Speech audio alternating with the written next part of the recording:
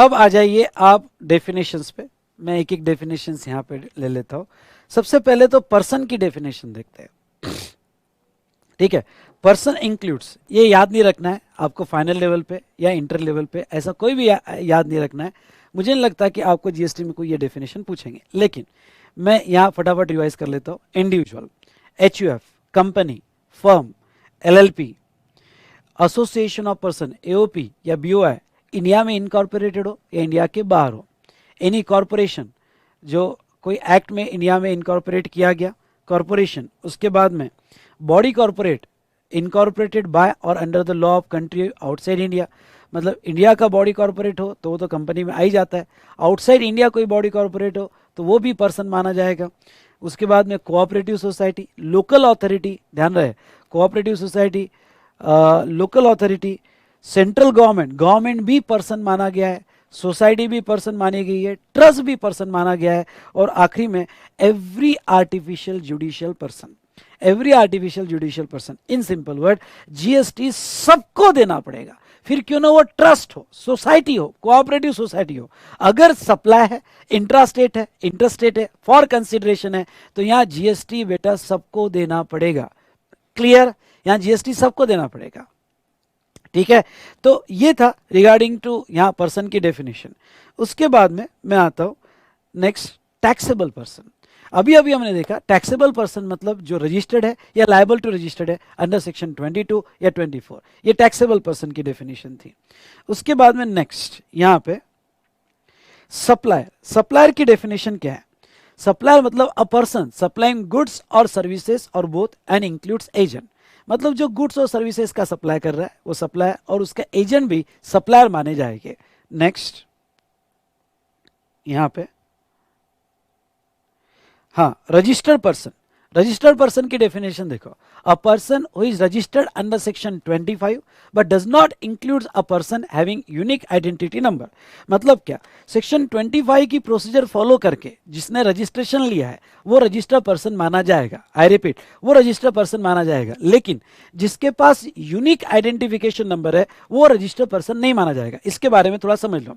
जैसे आगे हम पढ़ेंगे सेक्शन 25 में कुछ लोगों को रजिस्ट्रेशन नहीं रहता है, यूनिक आइडेंटिफिकेशन नंबर रहता है, जैसे United Nation, international organisation, foreign embassies है, या कोई notified person, canteen store, department by government, ये लोगों को इंडिया में रजिस्ट्रेशन लेने की जरूरत नहीं है, इनको यूआईएन मिलता है। भाई इनको यूआईएन क्यों होता है? क्योंकि यूआईएन जो है ये जो भी परचेस करते हैं उसके रिफंड ये क्लेम करते हैं, इनको रिफंड अलाउड है, इसलिए रिफंड क्लेम करने के लिए इनके पास एक यूनिक आइडेंटिटी नंबर रहता है।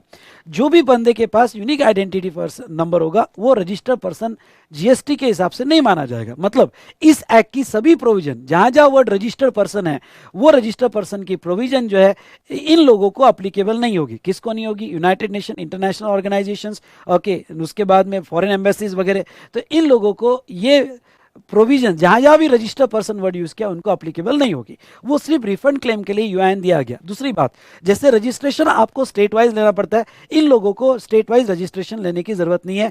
एक अगर उन्होंने यूआईएन ले लिया तो पूरे इंडिया के लिए वो लागू होगा। तो ये बात हमने देखा यूआईएन, तो जिसके पास यूआईएन है वो रजिस्टर्ड पर्सन नहीं माने जाएंगे।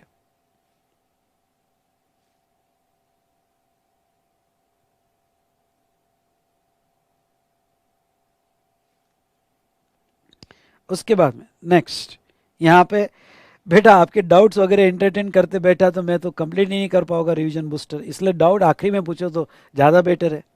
ठीक है, और स्पैम करके कोई फायदा नहीं है।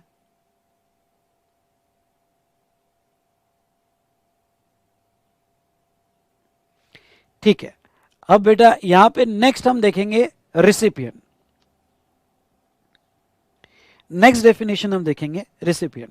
बेटा जब आपके पास ये जो है, मैं एक एक कंसेप्ट ले रहा हूँ, जब आपके पास बुक होगी तो बुक से आपको कनेक्ट करना पड़ेगा कंसेप्ट को, तो वो कंप्लीट कंसेप्ट आपके सामने आएगा।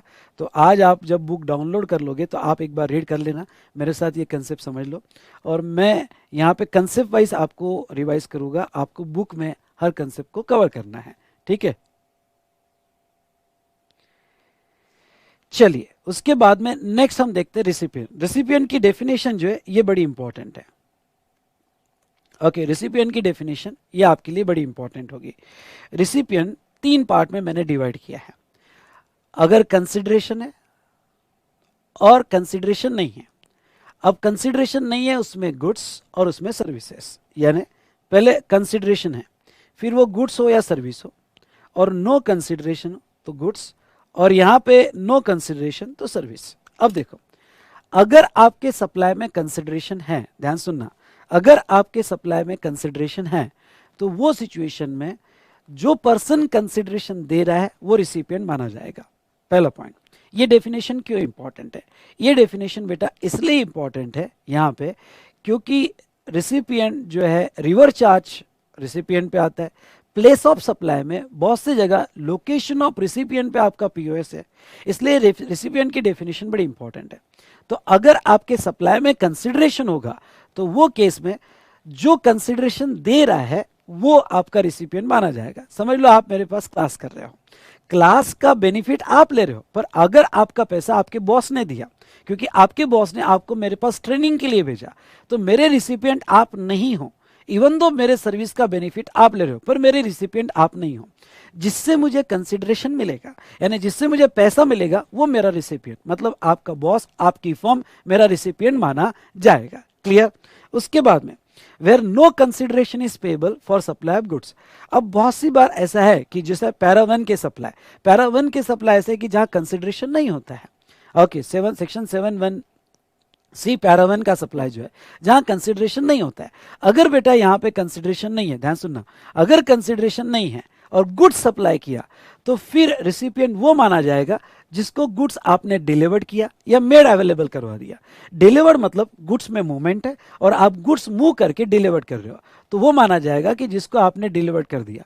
और दूसरा मेड अवेलेबल। अब मेड अवेलेबल मतलब कभी कभी एज सच सेल करते हो, गुड्स में मूवमेंट नहीं है, जैसे मैंने मेरे क्लास के बेंचेस किसी और को सेल कर दिए एज सच, ओके, मूव नहीं किए, उसको रूम भी दे दिया और ये बेंचेस भी ले ले, पर बेंचेस वहीं हैं, तो वो केस में जहां तक एज सच सेल होगा तो आपने मेड अवेलेबल करवा दिया या फिर आपने उसका पोजीशन दिया, तो वो जिसको आपने गुड्स दिया, मेड अवेलेबल करवा दिया या पोजीशन दिया, वो आपका रिसिपिएंट माना जाएगा।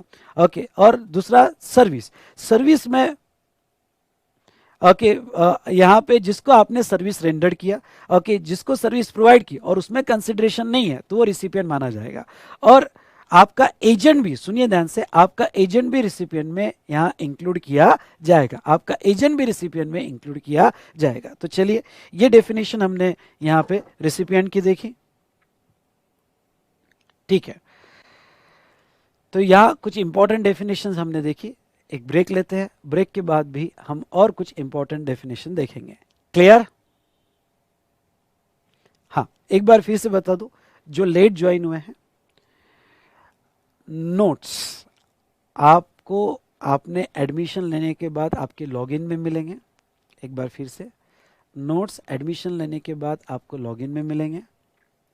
और अभी पहले 1-2 चैप्टर की नोट्स आज का सेशन होने के बाद मैं डिस्क्रिप्शन में उसकी गूगल ड्राइव लिंक दे दूंगा, मैं डिस्क्रिप्शन में उसकी गूगल ड्राइव लिंक दे दूंगा, तो वहां से भी आप डाउनलोड कर सकते हो। ठीक है?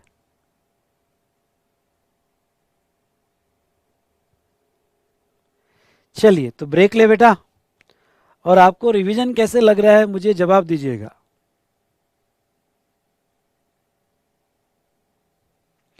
ब्रेक यहाँ पे 15 मिनट्स का रहेगा।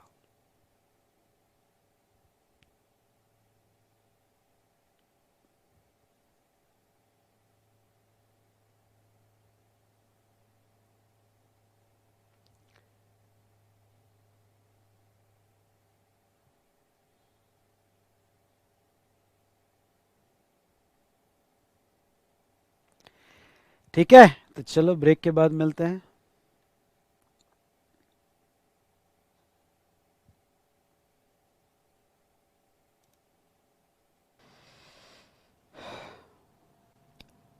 वेल सो सभी आ गए, सभी कनेक्ट हो जाओ फटाफट,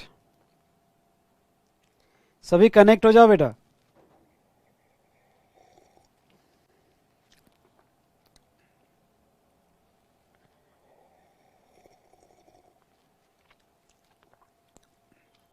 थैंक यू बेटा, थैंक यू।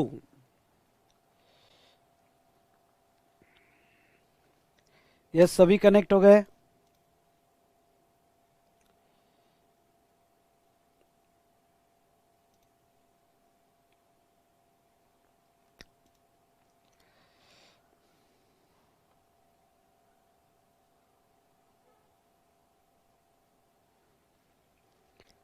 चलिए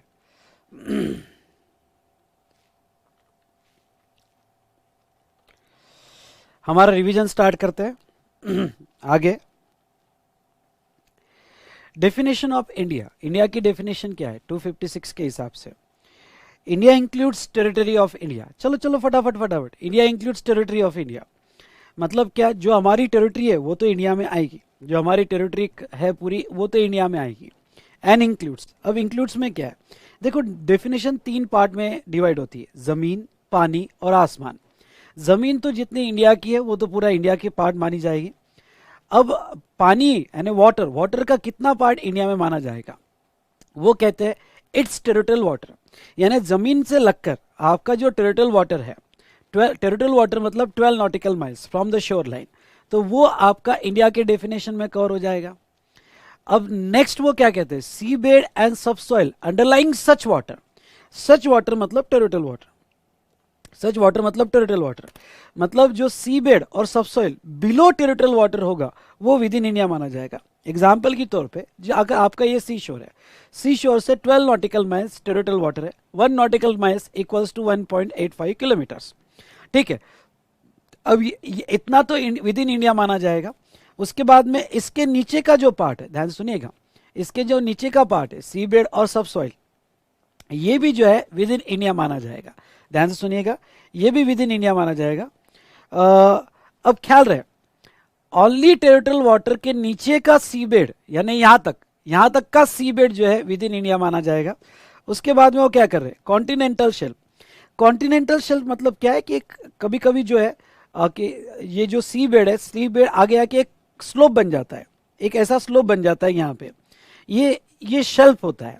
हो सकता है ये 12 नॉटिकल माइल्स के बाहर हो या अंदर हो, एक ऐसा शेल्फ बनता है जहाँ वाटर फोर्स बहुत ज़्यादा होता है, तो वहाँ हम बहुत सी एक्टिविटी कर सकते हैं, वहाँ पावर जनरेट कर सकते हैं एक्सेट्रा। तो वो जो शेल्फ बनता है वो उतना सा ही शेल्फ विद इन इंडिया माना जाएगा, ठीक है, उतना सा ही शेल्फ विद इन इंडिया माना जाएगा।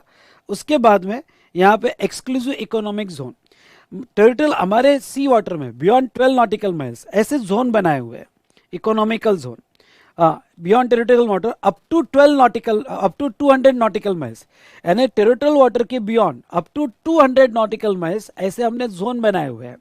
तो ये जो जोन है, ये जोन भी एक्सक्लूसिव इकोनॉमिक जोन, ये भी विद इन इंडिया माना जाएगा। पूरा 200 नॉटिकल माइल्स नहीं, ये जो जोन बनाया गया अप टू 200 नॉटिकल माइल्स वो विद इन इंडिया माना जाएगा। और एनी अदर मैरिटाइम जोन जो प्रिस्क्राइब किया गया। ये तो बेटा बात हुई वाटर का कितना पार्ट, एक बार फिर समझ लें। टेरिटोरियल वाटर के नीचे का सी बेड सब सॉइल, और कॉन्टिनेंटल शेल्फ एक स्लोप आता है जहां सी बेड फ्लैट हो जाता है, उतना शेल्फ विद इन इंडिया माना जाएगा। और ये 200 नॉटिकल माइल्स तक जितने भी नोटिफाइड जोन है विद इन इंडिया माने जाएंगे। Next air space. अब air space above territory and territorial water मतलब क्या? तो ओके, हमारे टेरिटरी ऊपर का एयर स्पेस यानी जो लैंड मास के ऊपर का एयर स्पेस है वो, और टेरिटोरियल वाटर के ऊपर का जो है ओनली टेरिटोरियल वाटर, उसके बियॉन्ड नहीं, यानी हमारे लैंड मास के ऊपर का एयर स्पेस और टेरिटोरियल वाटर के ऊपर का एयर स्पेस, ये विद इन इंडिया माना जाएगा। सो ये था यहाँ पे इंडिया का डेफिनेशन। उसके बाद में बेटा इशिता, मैं आखिरी लेक्चर के आखिरी में अनाउंसमेंट करूंगा, वो सुन लेना, यानी ये रिकॉर्डेड लेक्चर रहेगा यूट्यूब पे, तो आखिरी 10 मिनट में कुछ आप लोगों के लिए अनाउंसमेंट करूंगा, वो सभी ने सुन लेना। जो ऑलरेडी एग्जिस्टिंग जो पुराने अपलोडेड लेक्चर थे बूस्टर के, वो देख रहे होगे, तो उनके लिए कुछ अनाउंसमेंट करूंगा, वो आपने देख लेना, ठीक है।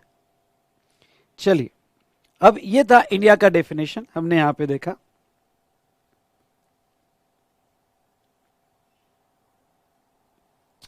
सॉरी बेटा, कुछ प्रॉब्लम आ रहा है, टेक्निकल प्रॉब्लम आ रहा है।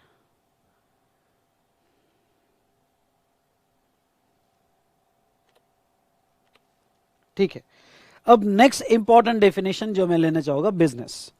बिजनेस में बेटा ऐसी टोटल 9 एक्टिविटीज है। अब देखो, जब मैं कंसेप्ट पढ़ा होगा सप्लाई, सप्लाई सेक्शन 7(1)(a) में उन्होंने क्या डिफाइन किया है, supply mean any activity which is carried out in the course of business for consideration, मतलब okay all form of supply, sale, transfer, barter, exchange, lease, rental, disposal made or agreed to be made for consideration in the course of business. तो business ये word बड़ा important है पूरे GST में, क्यों, क्योंकि supply तभी बोला जाता है। दूसरा यहाँ पे अगर आपका प्लेस ऑफ बिजनेस होगा, ध्यान सुनना, प्लेस ऑफ बिजनेस होगा तो उसका ही आपको रजिस्ट्रेशन लेना पड़ता है, तब भी बिजनेस वर्ड बड़ा इंपॉर्टेंट है। तीसरा, रिवर चार्ज में बहुत सी जगह बिजनेस एंटिटी वर्ड यूज किया है, तो बिजनेस एंटिटी मतलब वो एंटिटी जो ये 9 में से कोई एक्टिविटी कर रही है। तो बिजनेस की डेफिनेशन क्या, जिसका बहुत ज्यादा रिलेवेंस है हमारे जीएसटी लॉ में, जहां जहां भी वर्ड बिजनेस आएगा। तो चलिए इसको देख लेते हैं। Okay, about the business, business यानी क्या। वैसे टोटल 9 एक्टिविटीज दी है, पर आपको समझने के लिए मैंने इसको यहाँ पे दो पार्ट में डिवाइड किया है। जनरल एक्टिविटी यानी in normal course of business ये एक्टिविटी जनरली बिजनेस कही जाती है, लेकिन कुछ ऐसी स्पेशल एक्टिविटी है जो लेमन लैंग्वेज में बिजनेस नहीं कही जाती है, पर जीएसटी के कॉन्टेक्स्ट में हमें उसे बिजनेस मानना पड़ता है, और वो एक्टिविटी पे यहाँ पे सप्लाई पे जीएसटी लगता है। चलिए, तो यहाँ पे जनरल एक्टिविटी, अगर हम जनरल एक्टिविटी में देखें तो clause A, trade, commerce, manufacture, profession, vocation, adventure, wager or any other similar activity whether or not for pecuniary benefit, ये बिजनेस कही जाएगी।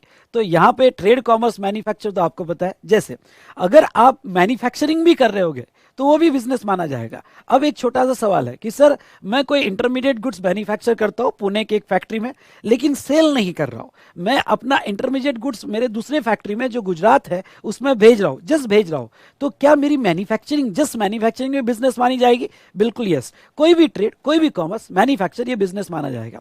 कोई भी प्रोफेशन या वोकेशनल एक्टिविटी ये बिजनेस मानी जाएगी। ओके, एडवेंचर, कोई एडवेंचरस एक्टिविटी होगी, आप गोवा जा रहे हो या कुल्लू मनाली जा रहे हो या कहीं पे भी कोई भी एडवेंचरस एक्टिविटी होगी वो भी बिजनेस मानी जाएगी। वेजर, वेजर मतलब बेटिंग लगाना, हॉर्स रेस पे बेटिंग लगाना, वो भी बिजनेस मानी जाएगी।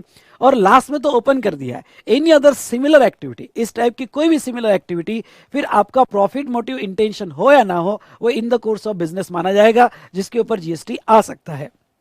दूसरा यहाँ पे एक्टिविटी और ट्रांजेक्शन, चलो फटाफट यहाँ पे एक्टिविटी और ट्रांजैक्शन इन कनेक्शन विथ और इंसिडेंटल और ancillary to sub clause A, मतलब क्या, जो सब क्लॉज ए में हमने ट्रेड बताया, कॉमर्स बताया, मैन्युफैक्चर बताया, तो ट्रेड करते वक्त या मैन्युफैक्चर करते वक्त या प्रोफेशन करते वक्त कोई एक्टिविटी इंसिडेंटल कैरी आउट की, मतलब वो एक्टिविटी करना आपका मेन ऑब्जेक्ट नहीं है।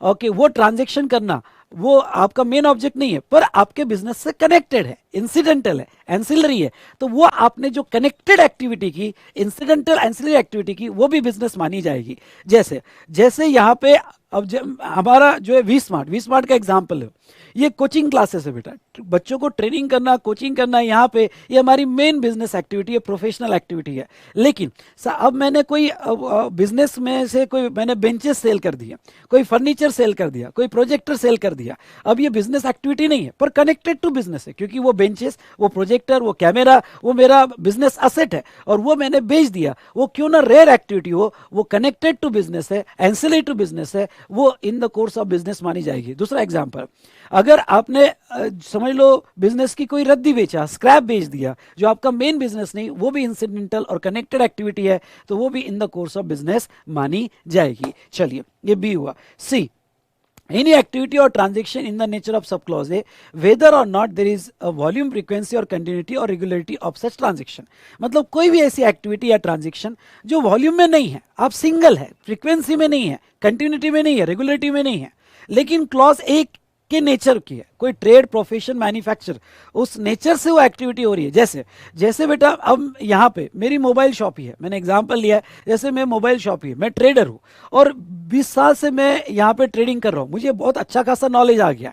कोई बंदा मेरे पास आ गया, उसने कहा कि यार मुझे मोबाइल शॉप यहाँ पे ओपन करना है, मैंने कहा ठीक है, मैं तुझे एडवाइस देता हूँ, और वो एडवाइस का पैसा ले रहा हूँ। ध्यान से सुनिएगा, वो एडवाइस का अगर मैं यहाँ पे पैसा ले रहा हूँ तो वो in the course of business है, या फिर कोई वो रेयर एक्टिविटी है, फ्रीक्वेंसी में नहीं है, वॉल्यूम में नहीं है, पर इन द कोर्स ऑफ बिजनेस है। कोई आर्किटेक्ट है, वो आर्किटेक्ट स्ट्रक्चरल डिजाइन करता है, पर कभी कभी वो वास्तु की सर्विस भी दे देता है, वास्तु का नॉलेज उसको अपने ट्रेड प्रोफेशन से आया है। ओके, तो ऐसे केस में कभी कभी कोई भी एक्टिविटी वॉल्यूम में नहीं भी होगी, पर आपके प्रोफेशन से आप में डेवलप हुई है, आपके ट्रेड से डेवलप हुई है, और उसका आपने एक्टिविटी का पैसा लिया है, तो उसके ऊपर जीएसटी आएगा। देखो ख्याल रहे, कंसिडरेशन होगा तो ही जीएसटी आता है, तो ही सप्लाई कहा जाता है। तो ऐसे सिचुएशन में हम सप्लाई तभी कहेंगे जब वो एक्टिविटी आपने फॉर कंसिडरेशन की हो। डी क्लॉज, सप्लाई और acquisition of goods including capital goods and services in connection with commencement और क्लोजर ऑफ द बिजनेस। मतलब क्या, कभी कभी क्या होता है, बिजनेस स्टार्ट करने के पहले आप बहुत से कैपिटल गुड्स खरीदते हो, तो क्या वो in the course of business कहा जाएगा? यस। ओके, उसके आईटीसी आपको मिलते हैं। जैसे आप कोई अब बिजनेस डालना चाहते हो, आप मशीनरी खरीद रहे हो, अभी तक बिजनेस स्टार्ट नहीं हुआ है, लेकिन आप जो है वो बिजनेस के लिए यूज करोगे, before commencement of business use करोगे, तो ऐसे सिचुएशन में वो भी in the course of business कहा जाएगा। या आपने सप्लाई किया after closure of the business. After closure of the business मतलब क्या, आपने फैक्ट्री क्लोज कर दिया, आपकी शॉप क्लोज कर दिया, आपका प्रोफेशन क्लोज कर दिया, और क्लोज 2 साल हो गए, 3 साल हो गए क्लोज कर दिया, लेकिन उसमें बचे हुए जो गुड्स थे या एक्टिविटी, हम गुड्स का एग्जांपल लेते हैं, उसमें कोई बचे हुए कैपिटल गुड्स थे जो स्टॉक पुराना पड़ा था और आपने बाद में बेचा। क्यों ना बाद में बेचना आपका एक ही एक्टिविटी होगा, पर वो in the course of business माना जाएगा। इन सिंपल वर्ड, ओके, ये जो 4 एक्टिविटी है, ये general activity in the course of business मानी जाएगी। आई होप आपको समझ में आ रहा होगा बेटा, यस और no? Yes, after closure of business भी तो वो in the course of business माना जाएगा। नेक्स्ट, अरे क्या हो रहा है, अब नेक्स्ट हम देखते हैं स्पेशल एक्टिविटी। अब स्पेशल, कुछ आज टेक्निकल प्रॉब्लम ही आ रहा है मेरे पीसी में। हाँ, स्पेशल एक्टिविटी लेमैन लैंग्वेज में ये बिजनेस नहीं है, पर जीएसटी कॉन्टेक्स्ट में ये बिजनेस कहा गया है, और ये सप्लाई पे जीएसटी आएगा। एग्जाम्पल के तौर पे यहाँ पे कोई क्लब है, एसोसिएशन है, सोसाइटी है। एक सिंपल एग्जाम्पल से स्टार्ट करना चाहूंगा। सोसाइटी है, सोसाइटी हाउसिंग सोसाइटी है, और अपने मेंबर को सर्विसेज दे रही है। तो अब ये सोसाइटी कोई बाहर जाके बिजनेस नहीं कर रही है, मार्केट में बिजनेस नहीं कर रही है कि सर्विसेज ले लो, ऐसा कुछ नहीं कर रही। कोई क्लब है, कोई एसोसिएशन है जो अपने मेंबर को ही यहाँ पे एक्टिविटी करके देता है। तो जो अपने मेंबर को ही एक्टिविटी करके देता है, फॉर कोई फैसिलिटी प्रोवाइड करता है, कोई बेनिफिट देता है to its member for consideration, ख्याल रहे, फॉर सब्सक्रिप्शन और कंसिडरेशन, तो वो केस में वो in the course of business माना जाएगा और जीएसटी लगेगा। मतलब क्या, आप जो मेंबरशिप फीस दोगे क्लब की, एओपी की, सोसाइटी की, या मंथली मेंटेनेंस चार्जेस दोगे, तो यहाँ पे वो in the course of business माना जाएगा, और वहां पे आपका क्लब, एसोसिएशन या सोसाइटी आपको जो है जीएसटी लगाएगी। ख्याल रहे, ये बहुत इंपॉर्टेंट है कि या फॉर सब्सक्रिप्शन या फॉर कंसिडरेशन वो एक्टिविटी होनी चाहिए। लेकिन अगर आपका क्लब, सोसाइटी आपको फ्री एक्टिविटी दे रहा है तो सवाल ही नहीं, फिर तो बिजनेस ही कहाँ हुआ, और कंसिडरेशन भी नहीं है, तो उसके ऊपर जीएसटी तो आएगा ही नहीं। स्पेशली सब्सक्रिप्शन और कंसिडरेशन होगा तो वो केस में जीएसटी आएगा। नाउ, लेकिन अगर जब हम एग्जम्पशन चैप्टर पढ़ेंगे, तो एग्जम्पशन चैप्टर में हाउसिंग सोसाइटी को मंथली मेंटेनेंस चार्जेस 7,500 तक एग्जम्पशन दिया गया है। बेटा ख्याल रहे, एग्जम्पशन उसे दिया जाता है जिसके ऊपर लेवी है, क्योंकि एग्जम्पशन उसको ही करते हैं जिसके ऊपर लेवी है। इसलिए अभी हम एग्जम्पशन नहीं पढ़ रहे, हम बिजनेस पढ़ रहे हैं। मतलब क्या कि भाई वो 1 रुपए का हो या 7,500 का हो, वो in the course of business है। वो बात अलग है कि पब्लिक इंटरेस्ट में बाद में उसको एग्जम्पशन दिया गया। नेक्स्ट बेटा, admission for consideration of a person to any premises. In simple word, entry fees, यानी टिकट चार्जेस है, कोई इवेंट है उसका एंट्री फीस है। एडमिशन मतलब एंट्री, तो उसके लिए अगर पैसा चार्ज किया गया तो वो भी in the course of business माना जाएगा। Next, service supplied by a person as a holder of an office which has been accepted by him in the course और फर्दरेंस ऑफ ट्रेड। समझ लो, आपका कोई ये प्रोफेशन या बिजनेस एक्टिविटी नहीं है, पर आपने कोई ऑफिस होल्ड करके रखा हुआ है जिसका आपको ऑनररी अमाउंट मिल रहा है। जैसे अब मैं सीए हूं, तो मैंने कोई कंपनी का फाइनेंस डायरेक्टर का मैंने यहाँ पे ऑफिस होल्ड करके रखा हुआ है। तो मैं वहाँ का फाइनेंस डायरेक्टर हूँ, जो मंथली मेरे को यहाँ पे सिटिंग फीस या ऑनरी अमाउंट देते हैं, तो वो भी in the course of business माना जाएगा। या फिर कोई एडवोकेट है और एडवोकेट को ट्रिब्यूनल पे आर्बिट्रेशन के लिए अपॉइंट किया गया और उसको वो ऑफिस दिया गया, तो वो भी in the course of business कहा जाएगा। हाँ, पर ख्याल रहे कि मुझे ये ऑफिस इसलिए दिया जा रहा है क्योंकि वो नॉलेज मुझे मेरे ट्रेड से, प्रोफेशन से और वोकेशन से आया है, और वो ट्रेड, प्रोफेशन, वोकेशन से नॉलेज आने की वजह से मुझे वो ऑफिस में पोस्ट दी गई है। तो उसका जो ऑनररी अमाउंट मुझे मिलेगा या जो भी अमाउंट मुझे मिलेगा वो in the course of business माना जाएगा। Is it clear? वो in the course of business माना जाएगा। चलिए नेक्स्ट बेटा, activity of race club including by way of totalisator, licence or book maker or activities of licence book maker in such club. मतलब क्या? मतलब race club से वहां पे जितनी भी एक्टिविटीज है, सभी एक्टिविटीज रेस क्लब की वो in the course of business मानी जाएगी। फिर क्यों ना वो टोटलिसेटर की एक्टिविटी हो या लाइसेंस बुक मेकर की एक्टिविटीज हो, वो in the course of business मानी जाएगी। लास्ट वाला पॉइंट बड़ा इंपॉर्टेंट है, मैं आपका ध्यान ये लास्ट वाले पॉइंट पे लाना चाहूंगा। ये लास्ट वाला पॉइंट क्या कहता है?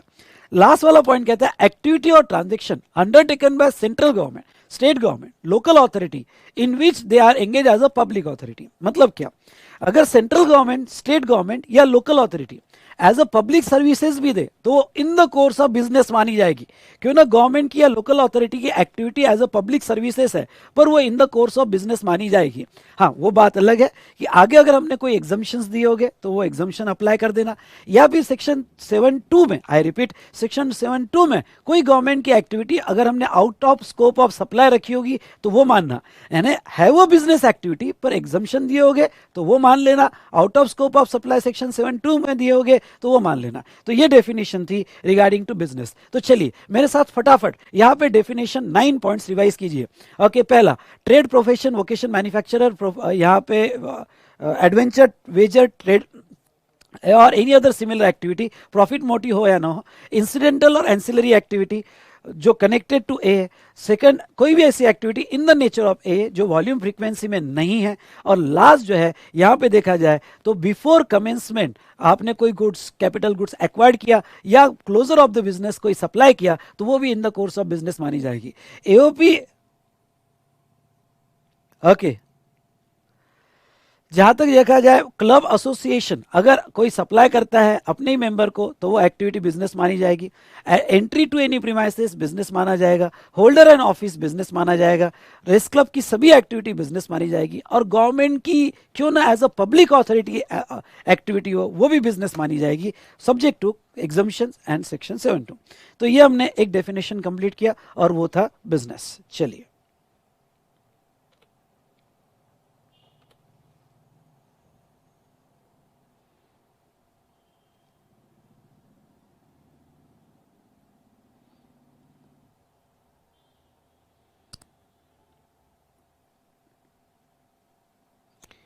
चलिए अब नेक्स्ट कंसेप्ट पे आएंगे और कंसेप्ट है डीम डिस्टिंक्ट पर्सन।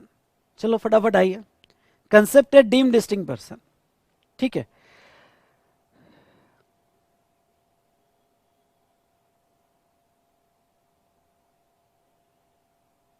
चलिए बेटा, नो टाइम पास, हम पढ़ रहे हैं, प्लीज नो टाइम पास। ठीक है, अब देखो यहाँ पे concept of deem distinct person section 25, ये हम क्यों पढ़ रहे हैं?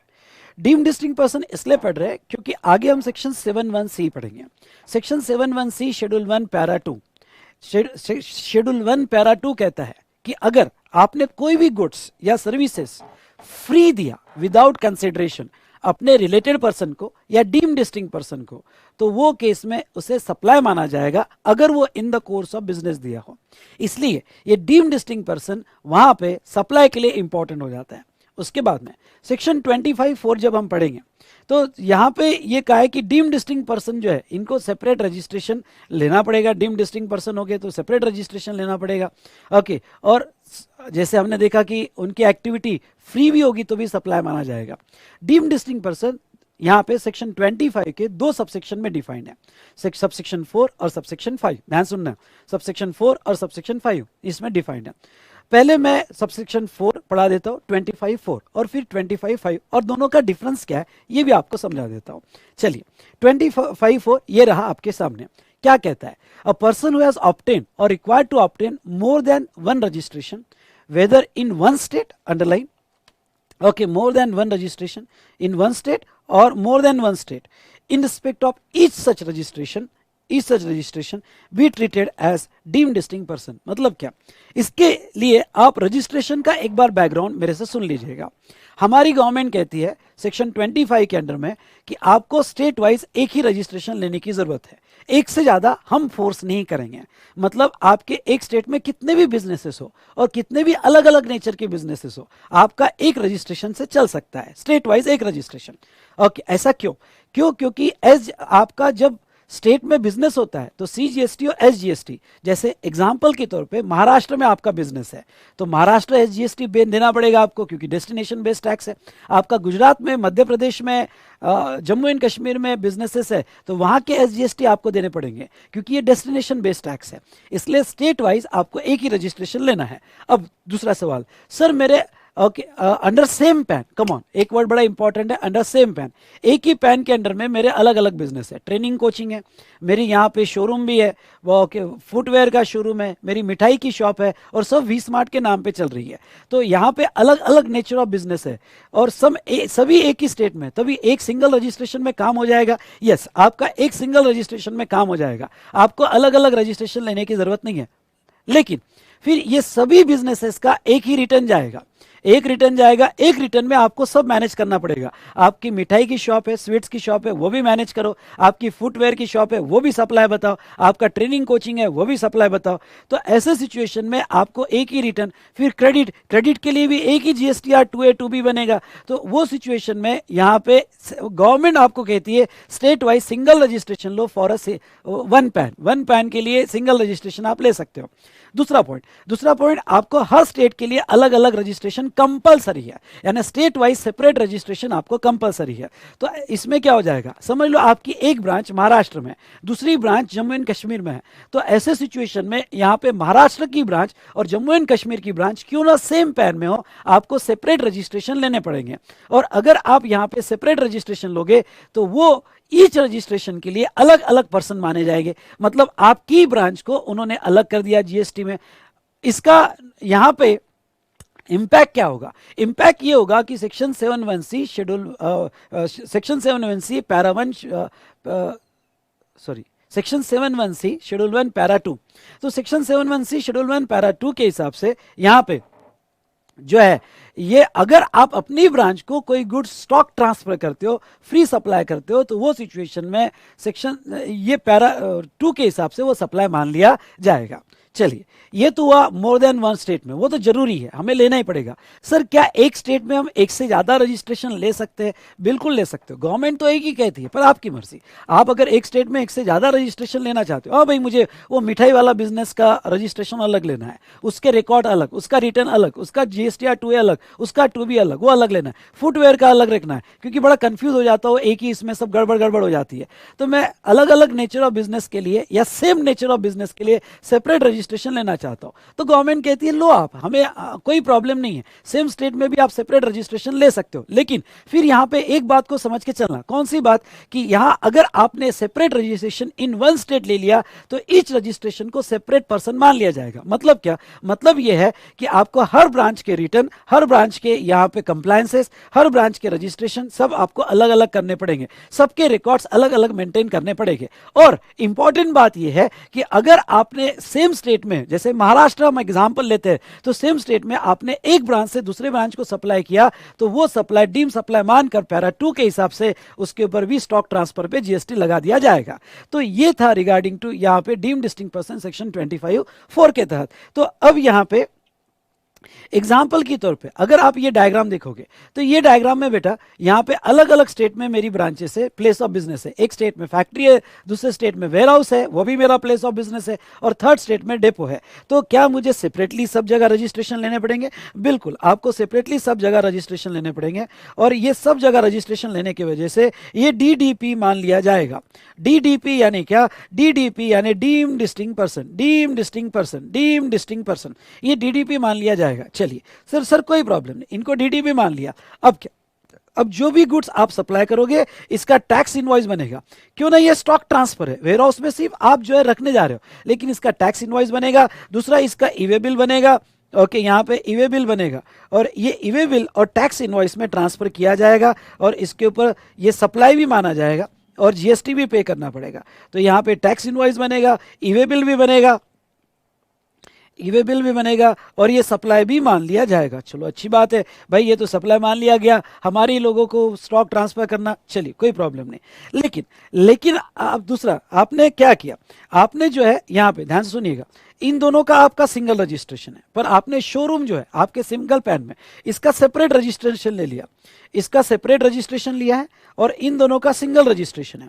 ओके, तो ये सिचुएशन में यहाँ पे इन दोनों का सिंगल रजिस्ट्रेशन होने की वजह से और ये सेपरेट रजिस्ट्रेशन, ये डीडीपी मान लिए जाएंगे, ये डीडीपी मान लिए जाएंगे। अब इंपॉर्टेंट बात क्या है, इंपॉर्टेंट बात है कि अगर कोई फैक्ट्री से आपके ही शोरूम में गुड्स जा रहा है तो ये जो है यहाँ पे क्या, तो सबसे पहले आपको इनवॉइस बनाना पड़ेगा, आपको ईवे बिल बनाना पड़ेगा, ईवे बिल बनाना पड़ेगा और तीसरा ये सप्लाई मान लिया जाएगा जिसके ऊपर जीएसटी पे करना पड़ेगा। लेकिन अब डेपो और फैक्ट्री का एक सिंगल रजिस्ट्रेशन में है, क्योंकि आपने जब फैक्ट्री का रजिस्ट्रेशन करवाया तो उसमें principal place of business factory बताया और एडिशनल प्लेस ऑफ बिजनेस आपने डेपो बताया, मतलब दोनों सिंगल रजिस्ट्रेशन में। अगर सिंगल रजिस्ट्रेशन में है तो फिर ये सप्लाई नहीं माना जाएगा।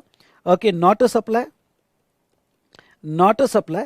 लेकिन आपको रूल 55 की चालान बनानी पड़ेगी, रूल 55 चालान के तहत आपको गुड सप्लाई करना पड़ेगा और आपको ईवे बिल भी बनाना पड़ेगा, क्योंकि ईवे बिल बेटा मूवमेंट के लिए होता है, मूवमेंट ऑफ गुड्स, तो आपको ईवे बिल भी बनाना पड़ेगा और रूल 55 की चालान आपको बनानी पड़ेगी। बेटा मजा आ रहा है रिवीजन में, मजा आ रहा है तो जोर से बोलो सर यस सर, बहुत मजा आ रहा है। और ऐसी पूरा जीएसटी और हम कस्टम रिवाइज करेंगे फटाफट, हर पॉइंट में कवर करूंगा, छोड़ूंगा कुछ भी नहीं, एवरीथिंग ईच एंड एवरीथिंग मैं कवर करूंगा। सिर्फ मैं इतना रिपीट नहीं करूंगा, मैं ये स्पीड में चलूंगा और आपके साथ 3.25 घंटा मेरी एनर्जी ऐसे स्पीड में होगी और आपको मेरे एनर्जी के साथ मर्ज होना है बेटा, बहुत एंजॉय करोगे। अगर हमारी दोनों की एनर्जी मैच हो जाए तो बॉस इस बार 80 पार, बोलो इस बार 80 पार, दिन में 10 बार बोलना है, उसके नीचे सोचना भी नहीं है आपको। चलिए दोस्तों, ओके, अब आपने देखो ये तो सिंगल रजिस्ट्रेशन है, अगर आपने सेपरेट रजिस्ट्रेशन लिया, इसका अलग ले लिया और ये सेम स्टेट में इसका भी अलग ले लिया, तो ये डीडीपी मान लिया जाएगा, ये डीडीपी मान लिया जाएगा। अरे यार ऐसा मत करो, जो जो भी मुझसे कनेक्टेड है सब यस बोलेंगे, जो जो भी मुझसे कनेक्टेड है सब यस बोलेंगे, डोंट बी अ डम, डोंट बी अ डम। तो हम मैच हो रहे हैं, हमारी एनर्जी मैच हो रही है, मजा आना चाहिए। यस सर, ये हुई ना बात।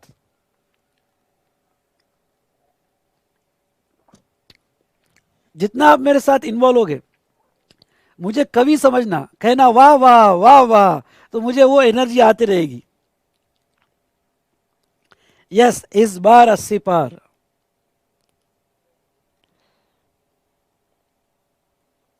चलिए आगे बढ़ते हैं।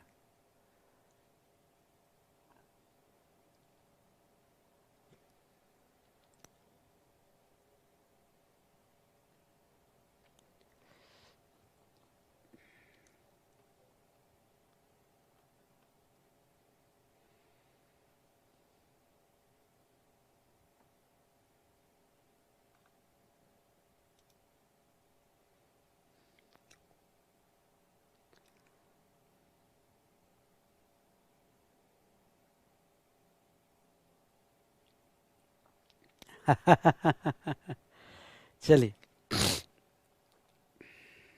नेक्स्ट, अब सेक्शन 25(5), सेक्शन 25(5), और मैं आपको कहता हूं मेरे साथ सुबह 7 से 11 ही पकड़ लो आप, मैं 11:15 को ख़त्म कर दूंगा, 15 मिनट एक्स्ट्रा, ठीक है। तो ये मुझे दे देना आपने ये टाइम, मैं बहुत अच्छा आपका आईडीटी कर दूंगा, बहुत अच्छा, बहुत ही अच्छा, ठीक है। सर बहुत हैंडसम लग रहे हो, थैंक यू थैंक यू। चलिए बेटा,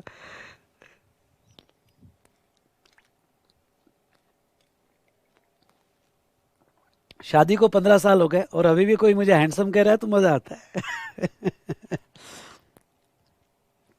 नेक्स्ट, सेक्शन 25(5), चलो आ जाता हूं। पढ़ाते पढ़ाते बाल निकल गए बेटा, बाद में कुछ बैठा है वापस से। चलिए 25(5) ले लेता हूं। अब देखो आपको इसके पीछे का बैकग्राउंड बता देता हूँ। 25/5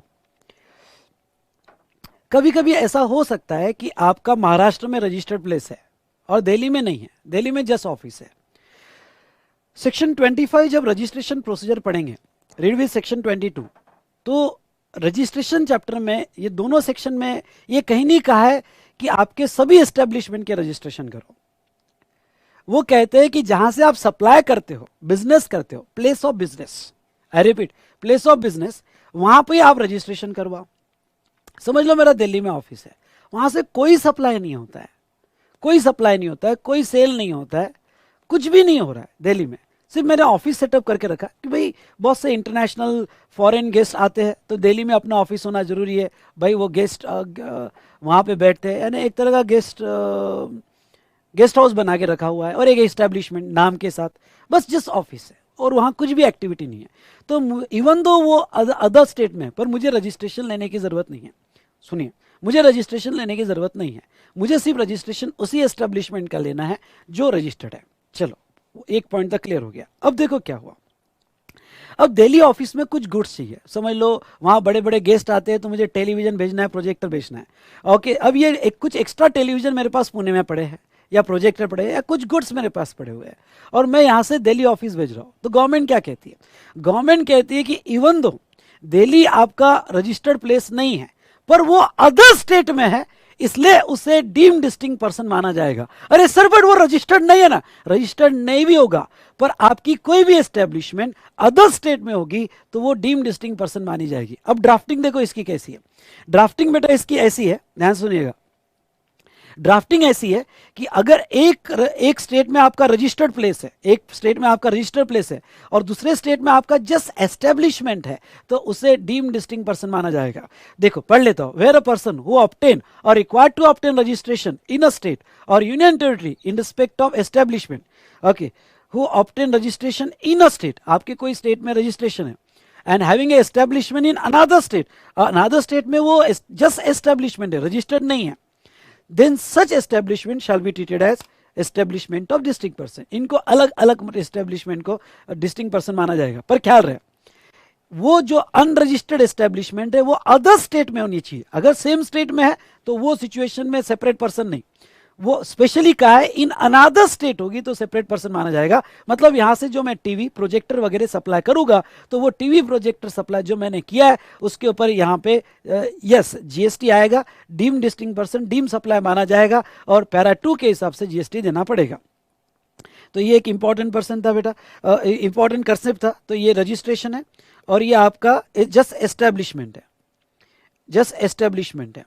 तो ये सिचुएशन में आपने अगर कोई भी सप्लाई किया तो ये सब कोई भी आपने गुड्स और सर्विसेज दिए, गुड्स या सर्विसेज दिए तो ये सप्लाई माने जाएंगे और ये दोनों को डीडीपी माना जाएगा।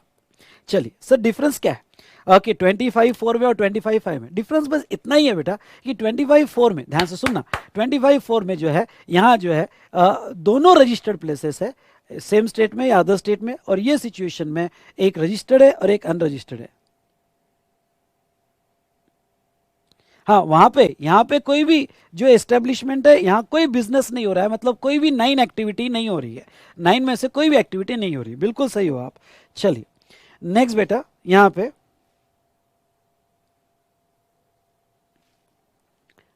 अब अगर हम देखें तो एस्टेब्लिशमेंट इन अनदर कंट्री, ये भी देखो जैसे यहाँ पे ये सेक्शन 8 ऑफ आईजीएसटी एक्ट के हिसाब से, जैसे एसबीआई की ब्रांच इंडिया में है और एसबीआई की ब्रांच दुबई में है, तो आपकी कोई एस्टेब्लिशमेंट अनदर कंट्री में है तो इसको भी डीडीपी माना जाएगा, इनको भी डीडीपी माना जाएगा।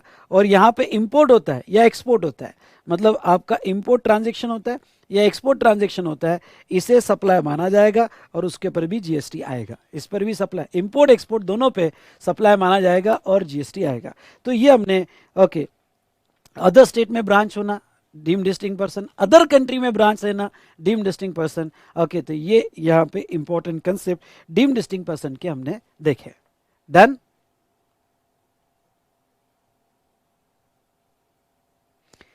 क्लियर बेटा, यस और नो?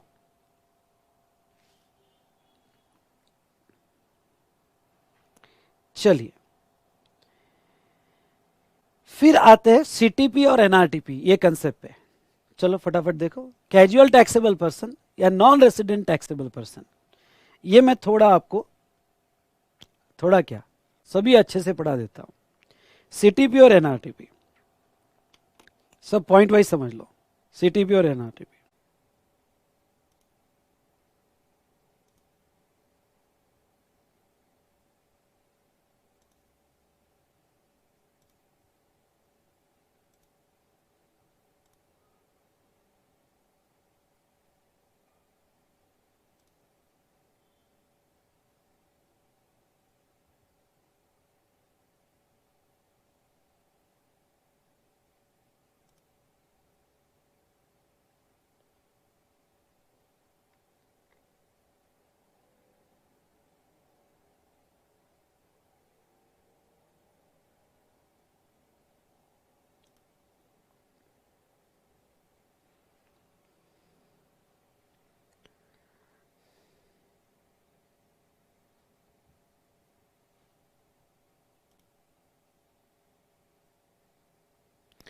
आवाज क्लियर आ रही है?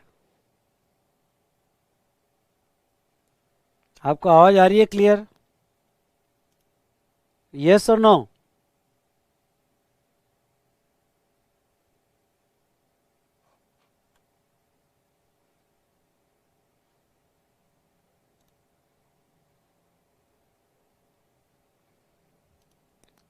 जवाब दीजिए बेटा।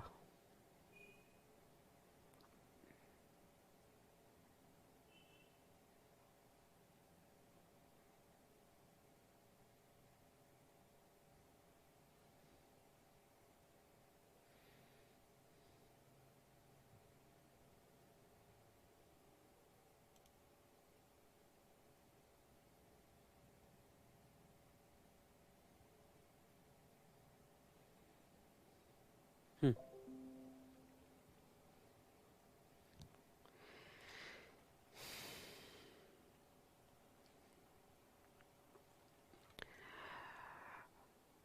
बेटा पावर कट हुआ है और पावर कट होने की वजह से हमारा लेक्चर रुक गया था। पावर कट होने की वजह से हमारा लेक्चर रुक गया था। अभी इन्वर्टर चालू है, 10 मिनट 10-15 यूपीएस चालू है, 10-15 मिनट का बैकअप है। तो एक काम करते हैं, ये सेशन को हम कंटिन्यू करेंगे, ध्यान सुनिएगा। ये सेशन को कंटिन्यू करेंगे कल कंटिन्यू करेंगे। तो 1 घंटे का सेशन मैं कल लूँगा।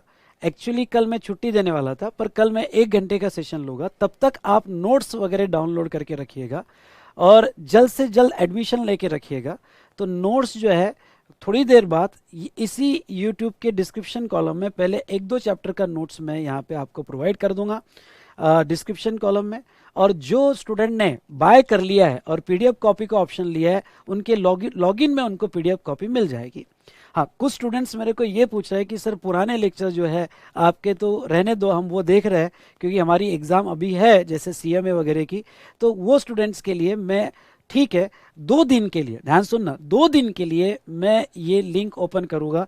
तो आपको लेक्चर डाउनलोड वगैरह करना है तो कर लेना। ओके, तो अगले 2-3 दिन में ही आपको ये लेक्चर डाउनलोड करना पड़ेगा, मैं लिंक ओपन करके रख दूंगा, ठीक है। तो फॉर नेक्स्ट 2-3 डेज पुराने लेक्चर में अवेलेबल करवा के दूंगा। कुछ स्टूडेंट्स के क्वेश्चंस यहाँ पे बाकी है, लेकिन मैं चाहता हूँ कि जिनका भी नवंबर 21 एग्जामिनेशन है, ये fresh lecture with new recording with all amendments ये लेक्चर करे। बेटा देखो, जो अमाउंट है ये इस बार जैसा हर एग्जाम में मैं आपके लिए कुछ ना कुछ करता हूँ। जैसे लास्ट एग्जाम में मैंने बूस्टर दिया था, इस बार मैंने आपको क्वेश्चनर दिया। तो हर एग्जाम में मेरे तरफ से जितना भी यहाँ पे यस ये आपके बेनिफिट के लिए जो जो मैं यहाँ पे कर सकता हूँ कर रहा हूँ। लेकिन बेटा देखो, मुझे भी बैलेंस करना पड़ता है, मुझे भी यहाँ पे चीज़ें जो है ओके, कभी मैं क्वेश्चनर आपको बेनिफिट के लिए दे रहा हूँ, कभी बूस्टर दे रहा हूँ। तो इस बार जो है बूस्टर मैंने यहाँ पे पेड रखा हुआ है, लेकिन मैं चाहता हूँ पैसों से ज़्यादा आप अपने स्टडी पे ज़्यादा ख्याल दें। और मैं यही कहूँगा कि नया रिवीजन लेक्चर जिसमें हम बहुत सारे नए पॉइंट्स पर बात करेंगे, बहुत सारी अमेंडमेंट्स जो है इसमें बात करेंगे, और यस थोड़ा अलग ढंग से इस बार की रिवीजन करेंगे जो आपको बहुत काम आएगी। तो यस बेटा, आपकी बुक्स आज डिस्पैच हो जाएगी, अगर आपने बाय किया हो तो आपकी बुक्स आज डिस्पैच हो जाएगी।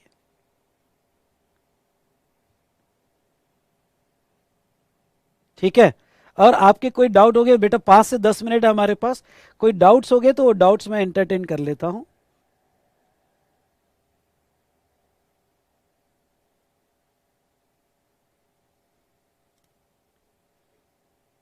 मैं आपके कोई डाउट्स हो गए तो वो एंटरटेन कर लेता हूं।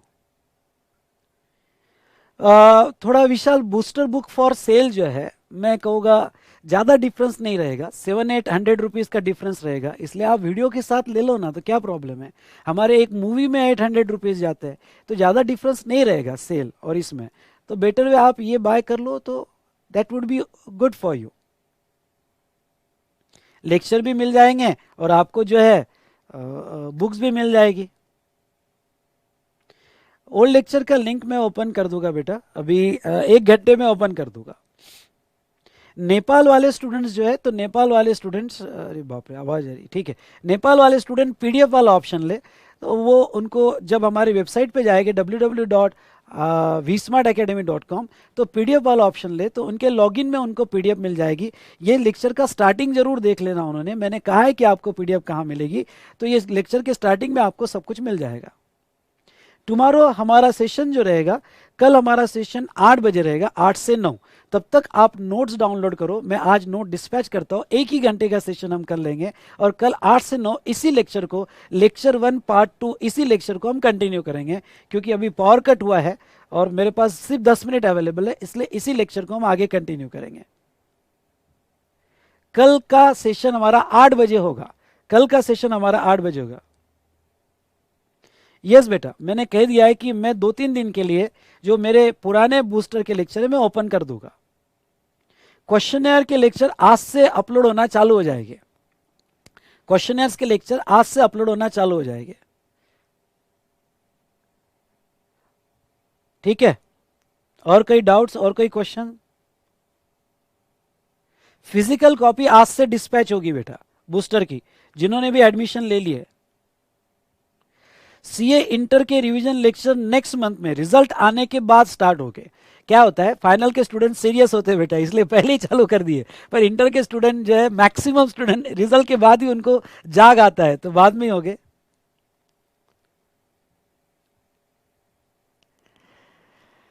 गणेश, नेपाल के लिए मैं कल देखता हूँ कैसे आप पेमेंट कर सकते हो, मैं, मुझे भी नहीं पता, तो कल के लेक्चर में मैं आपको बताऊंगा। क्वेश्चन यार अभी 7 दिन के लिए होल्ड है बेटा, क्योंकि गिव अवे स्कीम जो है वो खत्म हो चुकी है, तो 7 दिन के लिए होल्ड है, उसके बाद में ओपन हो गए, पर मैं यहाँ पे आपको रिजनेबल प्राइस पे ही आपको यहाँ पे दूंगा। एमसीक्यू बुक जो है, तो जो भी स्टूडेंट ने टेलीग्राम लिंक ज्वाइन कर दी है, जैसे बूस्टर में अभी मैंने डिस्क्रिप्शन कॉलम में टेलीग्राम लिंक दी है, तो मैं टेलीग्राम लिंक में गूगल ड्राइव की लिंक अपडेट कर दूंगा, और आप विशाल सर जीएसटी ये टेलीग्राम सर्च करोगे तो वो भी ज्वाइन कर लो, वो हमारा मेन टेलीग्राम है जिसमें मैक्सिमम स्टूडेंट ज्वाइन है, उसमें भी मैं गूगल ड्राइव की लिंक शेयर कर दूंगा। अदरवाइज आप नीचे जो दिया गया है डिस्क्रिप्शन कॉलम में टेलीग्राम लिंक, वो ज्वाइन कर लीजिएगा।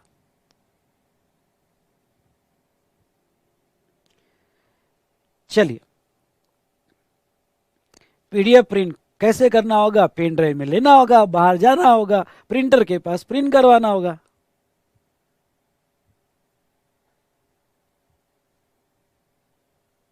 अब बेटा वो चार्ट बुक वगैरह जो है, अब वो कीट होती है ना बेटा, प्रॉब्लम ये है कि डबल हो जाएगी तो किसी और को शेयर कर देना, क्योंकि वो कीट होती है, मैं उसको सेपरेट नहीं कर सकता, क्योंकि बूस्टर का 6 लेक्चर की रिवीजन चार्ट बुक्स है, तो इसको मैं सेपरेट नहीं कर सकता हूँ। अभी बेटा मैं आपको फ्रैंकली कह दूं तो गिव अवे प्राइस नहीं होगी, कुछ अमाउंट से बढ़ जाएगा, जितना मुझे गिव अवे देना था वो मैंने दे दिया, कुछ ही अमाउंट, ज़्यादा नहीं, कुछ अमाउंट से बढ़ जाएगा ऑनेस्टली स्पीकिंग, पर ज़्यादा नहीं होगा।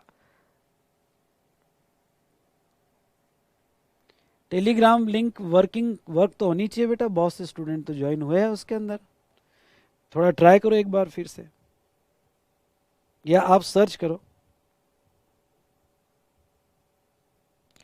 44 स्टूडेंट ज्वाइन हो गए बेटा उसके अंदर टेलीग्राम लिंक में।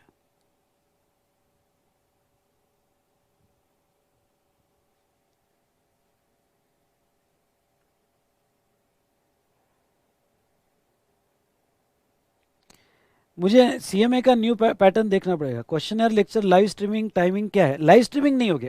पहले 5 लेक्चर, सॉरी पहले 3 से 4 लेक्चर जो है वो ऑलरेडी मैंने रिकॉर्ड करके रखे हैं, वो अपलोड करूंगा आज से, और बाद में क्वेश्चनर के सेशन में लाइव स्ट्रीमिंग में लूंगा, जो बाद में आपको अकॉर्डिंगली बता दूंगा। थैंक यू नमन।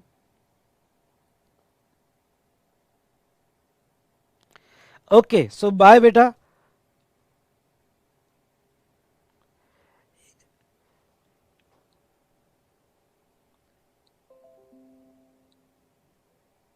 चलिए तो यहां रुकते हैं। कल 8 बजे इसी लेक्चर को हम कंटिन्यू करेंगे। कल 8 बजे इसी लेक्चर को हम कंटिन्यू करेंगे, 1 घंटा। ठीक है, okay bye, take care. I hope आपने रिवीजन एंजॉय किया होगा।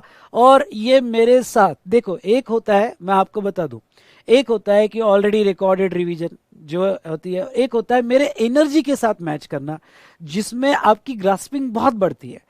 इसलिए मैं आपको ये कहूँगा कि पुराने लेक्चर वगैरह मत देखो। नवंबर 21 अटेम्प्ट आपका है, तो मेरे साथ कंप्लीट करो। बहुत छोटा अमाउंट है बेटा, इतना तो आपका अगर बाहर आप मॉल में भी चले जाते हो तो खर्चा हो जाता है।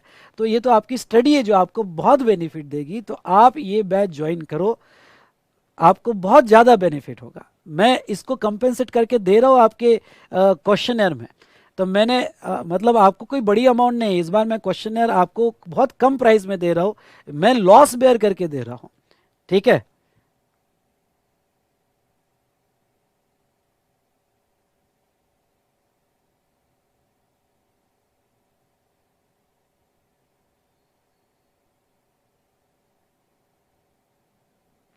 हाँ बेटा, अब मैं नेक्स्ट 3 दिन के लिए पुराने बूस्टर जो है वो ओपन करूंगा, आपने डाउनलोड करके रख लेना, जिसका अभी सीएमए का एग्जाम है। ठीक है, चलिए ओके बेटा। जिसने भी नहीं सुना होगा तो आखिरी के पहले का आधी घंटा और आखिरी के 15 मिनट ये लेक्चर के सुन लो, आपकी पूरी जानकारी मिल जाएगी। ठीक है, तो जोर से बोलिए, इस बार 80 पार, इस बार 80 पार। ठीक है, चलो टाइम खत्म होते आ रहा है, हम कल मिलते हैं सुबह 8 बजे।